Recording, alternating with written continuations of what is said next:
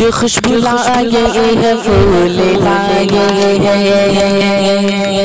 خوشبو لائے ہے پھول لائے۔ بارک اللہ۔ دوستو بزرگوں،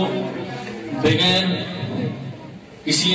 تعارف کے میں حضرت مفتی صاحب کو دعوت اسٹیج دیتا ہوں کہ تشریف لائیں، وقت کا خیال کرتے ہوئے مختصر وقت میں مختصر سی بات جو ہم طلبہ اعظام کے لیے زندگی بھر نفع بخش ہو ارشاد فرمائیں۔ زندگی بے عمل ہو تو جذبات سے کیا ہوتا ہے، اور زمین بنجر ہو تو برسات سے کیا ہوتا ہے۔ عمل شرط ہے تکمیل تمنا کے لیے، ورنہ رنگین خیالات سے کیا ہوتا ہے۔ تو انشاءاللہ ان سب باتوں پر ہم عمل کریں گے، وہی ہمارے لیے کافی اور شافی ہوگا۔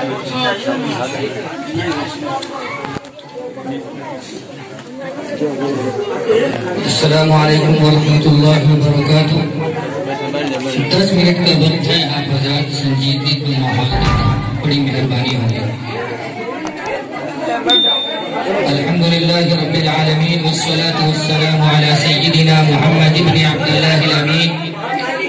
وعلى آلہ واصحابہ الطیبین الطاہرین، اما بعد۔ قال اللہ تبارک وتعالی فی القرآن الکریم والفرقان المجید، اعوذ باللہ من الشیطان الرجیم، بسم اللہ الرحمن الرحیم، انا نحن نزلنا الذکر وانا له لحافظون۔ وقال النبی صلی اللہ تبارک وتعالی علیہ وسلم، خیرکم من تعلم القرآن وعلمہ، او کما قال رسول اللہ صلی اللہ علیہ وسلم۔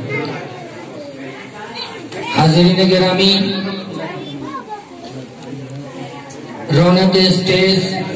حضرت مولانا قاضی ارشد علی رحمانی صاحب دامت برکاتہم، اور ہمارے انتہائی مشفق و مربی حضرت مولانا افضل امام صاحب فاروقی ندوی دامت برکاتہم، اور آج کی اس دعائیہ مجلس کی سرپرستی فرما رہے ہم سب کے مشفق و مربی حضرت مولانا عبدالکریم صاحب قاسمی دامت برکاتہم العالیہ، باقی شہر کے دیگر علماء کرام، دانشوران اعظام۔ اللہ تبارک و تعالیٰ کا بہت بڑا فضل اور احسان ہے کہ پروردگار عالم نے دربھنگا کے کرم گنج میں مدرسہ تحفیظ القرآن کی بنیاد رکھوائی۔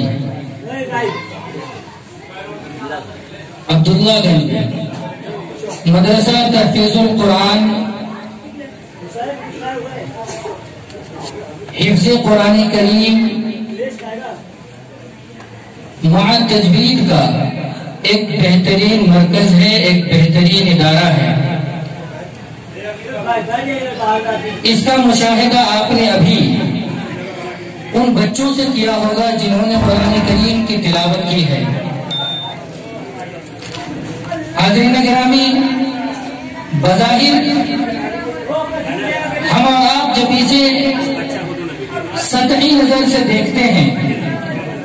تو لگتا ہے کہ یہ بڑا آسان کام ہے، بڑا معمولی کام ہے، لیکن جب آپ اس کی باریکی میں جائیں گے، اس کی تہ میں جائیں گے، ذرا دماغ کھپائیں گے اور سوچنے کی کوشش کریں گے تو پھر آپ کو اندازہ ہوگا کہ یہ بڑا ٹف اور مشکل کام ہے۔ ایک باپ یا ایک ماں جب اپنے بچوں کی تربیت کرتے اور کرتی ہیں تو صرف اس کے جسمانی اور اس کے بدن کے لحاظ سے تربیت کرتے ہیں۔ وہ کوشش یہ کرتے ہیں کہ ہمارے بچے بہت جلد اور بہت اچھے سے چلنا سیکھ جائے۔ وہ کوشش کرتے ہیں کہ ہمارے بچے بہت جلد اور بہت اچھے سے بولنا سیکھ جائے۔ وہ کوشش کرتے ہیں کہ ہمارے بچے بہت جلد اور بہت اچھے سے لوگوں کی شناخت کرنے والے بن جائے۔ جب وہ بچے چلنے لگتے ہیں، جب وہ بچے بولنے لگ جاتے ہیں، جب وہ بچے لوگوں کو پہچاننے لگ جاتے ہیں تو عام طور پر والدین یہ سمجھتے ہیں کہ ہم نے اپنے بچوں کی بچپنی کی جو ذمہ داری تھی اس کو پورا کر دیا، لیکن آپ کو اس بات کا ذرہ برابر بھی اندازہ نہیں ہوگا کہ جب وہ بچے بولنے کے قابل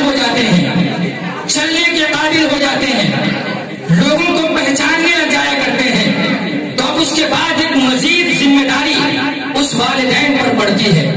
وہ ذمہ داری یہ ہے کہ اس بچے کو دینی تعلیم سے آراستہ اور پیراستہ کیا جائے، اس بچے کو ایسی تعلیم دی جائے جس تعلیم سے منسلک رہ کر وہ بچہ اپنے والدین کے لیے ذریعہ مغفرت بن سکے۔ اس کی ذمہ داری کا احساس ایک والدین کے اندر اگر پیدا ہو جائے تو میرا ناقص خیال یہ ہے کہ اس سے بڑا احساس اور اس سے بڑی ذمہ داری اور اس سے بڑا کام شاید کوئی والدین نہیں کر سکتا۔ حاضرین گرامی، جب وہ بچہ ان چھوٹے چھوٹے مدرسوں میں آتا ہے، ان چھوٹے چھوٹے مکتبوں میں داخلہ لیتا ہے اور اس کے بعد اس کے اساتذہ اپنی بے انتہا کوشش، انتھک محنت اور لگن کے ساتھ اس بچے کی توتلی زبان کو سیدھی کرتے ہیں، اسے پتہ نہیں ہوتا کہ سین اور شین میں کیا فرق ہے، اسے پتہ نہیں ہوتا کہ جیم اور زا میں کیا فرق ہے، اسے پتہ نہیں ہوتا کہ صاد اور سین میں کیا انتر ہے، لیکن ایک استاد جو اس چٹائی پر بیٹھ کر، بوریے پر بیٹھ کر اس بچے کی توتلی زبان کو سیدھی کرنے کی کوشش کرتا ہے اور اس کے بعد اسے سکھاتا ہے، جب وہ بچہ سیکھ جاتا ہے اور پھر اپنی میٹھی زبان سے، اپنی سریلی آواز سے پھر قرآن کریم کی تلاوت کرتا ہے اور اپنی آواز سے سب سے پہلے جب وہ بچہ اعوذ باللہ من الشیطان الرجیم بسم اللہ الرحمن الرحیم الحمدللہ رب العالمین کی تلاوت کرتا ہے، آسمان سے فرشتہ اعلان کرتے ہیں، اللہ تبارک و تعالیٰ اعلان کرواتا ہے کہ جا کر کے ان کے والدین کو خوشخبری سنا دو کہ تم نے اپنے بچوں کے پیچھے جو محنت کی ہے، کوشش کی ہے، آج تمہاری محنت کامیاب ہو گئی، تمہارے بچوں نے الحمدللہ جو پڑھا ہے اس کے صدقے میں ہم تمہاری مغفرت کر دیتے ہیں۔ حاضرین گرامی، یہ بہت بڑا مقام ہے، یہ بہت بڑا مرتبہ ہے جسے ہمیں اور آپ کو سنجیدگی سے غور کرنا چاہیے اور سنجیدگی کے ساتھ اس کی طرف اپنا قدم بڑھانا چاہیے اور اپنے بچوں کو دینی تعلیم سے آراستہ اور پیراستہ کرنا چاہیے۔ حاضرین گرامی، ہم عام طور پر یہ سمجھتے ہیں کہ قرآن کریم کی تعلیم صرف بڑے مدرسوں میں دی جاتی ہے، ہم عام طور پر یہ سمجھتے ہیں کہ قرآن کریم کو بڑے اچھے انداز اور بڑے اچھے لب و لہجے میں پڑھنے کے لیے ادارہ کوئی بڑا غیر معمولی ہونا چاہیے، لیکن آپ کو یہ جان کر خوشی ہوگی اور اندر سے حیرت کا اظہار اور افسوس بھی ہوگا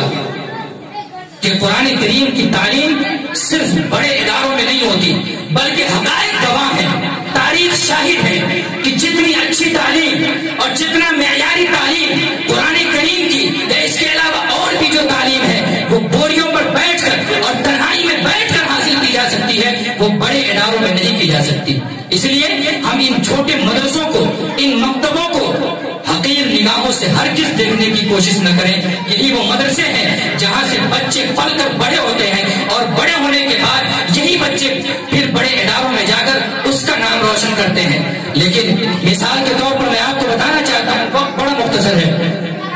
جب ہم کوئی پیڑ لگاتے ہیں وہ پیڑ تناور درخت بن جاتا ہے، وہ پھل دینے لگ جاتا ہے، تو جتنے لوگوں کی نگاہیں اس درخت پر پڑتی ہیں ہر ایک اس کے ظاہر کو دیکھتا ہے، ہر ایک اس درخت کی ٹہنیوں پر نظر ڈالتا ہے، ہر ایک اس درخت کے پتوں کو دیکھتا ہے، ہر ایک اس درخت پر آنے والے پھل کو دیکھتا ہے، لیکن بہت کم لوگ ہیں جو یہ دیکھنے کی کوشش کرتے ہیں کہ آج یہ درخت اگر اتنا تناور ہے، آج یہ درخت اگر اتنا چاروں طرف سایہ پھیلا رہا ہے، آج یہ درخت اگر اتنا پھل دے رہا ہے تو اس کی جڑ میں محنت کرنے والا کوئی نہ کوئی ضرور ہے۔ اگر اس درخت کی جڑ میں محنت نہ کی گئی ہوتی، اگر اس درخت کی جڑ میں کوشش نہ کی گئی ہوتی تو وہ درخت اتنا تناور نہیں بنتا، وہ درخت اتنا پھلدار نہیں بنتا۔ اس لیے حاضرین گرامی، یہ جو چھوٹے چھوٹے مدرسے ہیں یہ اسی درخت کی جڑ کی مانند ہے کہ یہاں کے اساتذہ، یہاں میں خدمت کرنے والے لوگ اور یہاں جو تعاون کرنے والے لوگ ہیں وہ دراصل اس درخت کی جڑ میں خدمت کرنے والے ہیں۔ جب اس درخت کی جڑ مضبوط ہو جایا کرتی ہے تو وہ پھر درخت آٹومیٹک تناور درخت بن جاتا ہے، پھلدار درخت بن جاتا ہے۔ حاضرین گرامی، آپ ان مدرسوں کی قدر کریں، آپ ان چھوٹے چھوٹے بچوں کی قدر کریں، آپ اسے اس اعتبار سے تربیت کریں کہ ہم یہ سمجھیں کہ ہمارے بچے ہمارے لیے آخرت کا ذخیرہ بنیں گے، ہمارے لیے مغفرت کا ذریعہ بنیں گے، اور یہی بچے جب قیامت کا میدان ہوگا، قیامت کا میدان ہوگا، سارے لوگ نفسی نفسی کے عالم میں ہوں گے، ہر ایک کو ایک ایک نیکی کی ضرورت محسوس ہو رہی ہوگی، سب لوگ حیران و شستر ہوں گے، پریشان ہوں گے، ادھر ادھر بچے چکر لگا رہے ہوں گے، اللہ تبارک و تعالیٰ اعلان فرمائے گا کہ کہاں ہے وہ بچے جنہوں نے قرآن کریم کو اپنے سینے میں محفوظ کیا ہے، کہاں ہے وہ بچے جو قرآن کریم کو اپنے سینوں میں جگہ دیے ہیں، آئے سامنے پیش ہو۔ جب وہ بچے حاضر ہوں گے پھر ان بچوں سے کہا جائے گا کہ تم بچوں بلاؤ اپنے والدین کو، بچوں بلاؤ ان لوگوں کو جن کے لیے جہنم واجب ہو چکی ہوگی، بلاؤ ان لوگوں کو جن کے لیے جہنم کا فرمان جاری ہو چکا ہے۔ پھر وہ بچے آئیں گے اور اپنے والدین کا ہاتھ پکڑیں گے اور ایک ایک کر کے لوگوں کو جنت کا راستہ دکھلائیں گے اور جنت کی طرف لے جائیں گے۔ تو یہ بچے آپ کے لیے آخرت کا ذریعہ ہے۔ حاضرین گرامی، اس والدین کے لیے اللہ تبارک و تعالیٰ نے فرمایا کہ قیامت کے دن ایسا تاج پہنایا جائے گا کہ اس تاج کی روشنی کے سامنے سورج کی روشنی مان پڑ جائے گی، پھیکی پڑ جائے گی، چاند کی چمک پھیکی پڑ جائے گی، ستاروں کی جگمگاہٹ مان پڑ جائے گی۔ اتنے خوبصورت تاج سے اس بچے کے والدین کو سجایا اور سنوارا جائے گا۔ پھر آپ اندازہ لگائیے کہ جس بچے کے والدین کا عالم یہ ہے، خود اس بچے کا عالم کیا ہوگا جس نے اپنے سینے میں قرآن کریم کو محفوظ کیا ہے۔ حاضرین گرامی، لیکن ہم اور آپ یہ سمجھتے ہیں کہ قرآن کریم ایک ایسی کتاب ہے جو صرف ثواب کے لیے پڑھی جاتی ہے۔ قرآن کریم صرف اور صرف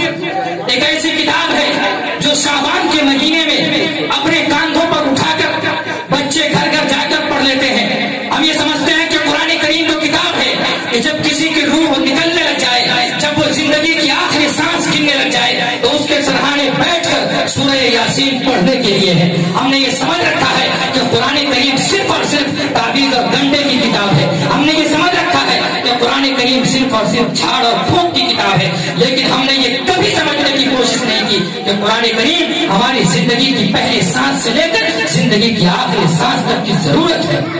ہم نے یہ کبھی نہیں سمجھا کہ قرآن کریم رشد و ہدایت کا ذریعہ ہے۔ ہم نے کبھی نہیں سمجھا کہ قرآن کریم ہمارے لیے مغفرت کا ذریعہ ہے، قرآن کریم ہمارے لیے سرچشمہ ہدایت ہے۔ اگر ہم نے اس سے منہ موڑ لیا، اگر ہم نے اس سے ناطہ توڑ لیا تو پھر دنیا کی کوئی طاقت ہمارے لیے سیدھے راستے پر لانے کا ذریعہ نہیں بن سکتی۔ اس لیے حاضرین گرامی، وقت کا اختتام ہو چلا ہے، جس اختتامی وقت کا اعلان کیا گیا تھا 12 بج چکا ہے۔ آخر گزارش آپ سے یہ ہے کہ آپ حضرات اس مدرسوں کو اہمیت دیں، یہاں خدمت کرنے والے لوگوں کو اہمیت دیں، بالخصوص میرے رفیق محترم جناب قاری انس عرفانی صاحب جو دن رات اس ادارے کی ترقی کے لیے گامزن رہتے ہیں، کوشش کرتے رہتے ہیں۔ اللہ تبارک و تعالیٰ ان کی کوشش کو کامیاب بنائے، یہاں پڑھانے والے اساتذہ کو کامیاب بنائے، یہاں تعاون دینے والے لوگوں کو کامیاب بنائے، اور اس کے بعد بالخصوص اس ادارے کی سرپرستی جنہیں حاصل ہے، یعنی ہم سب کے مشفق و مربی حضرت مولانا عبدالکریم صاحب قاسمی دامت برکاتہ، ان کا سایہ تادیر اس ادارے پر قائم و دائم رہے۔ انہی چند کلمات کے ساتھ میں آپ سے رخصت ہوتا ہوں۔ اللہ تبارک و تعالی ہم سب کو کہنے اور سننے سے زیادہ عمل کی توفیق عطا فرمائے۔ یوں تو کچھ بات ادھوری سی کہی ہے میں نے، اگر عمل ہو جائے تو مکمل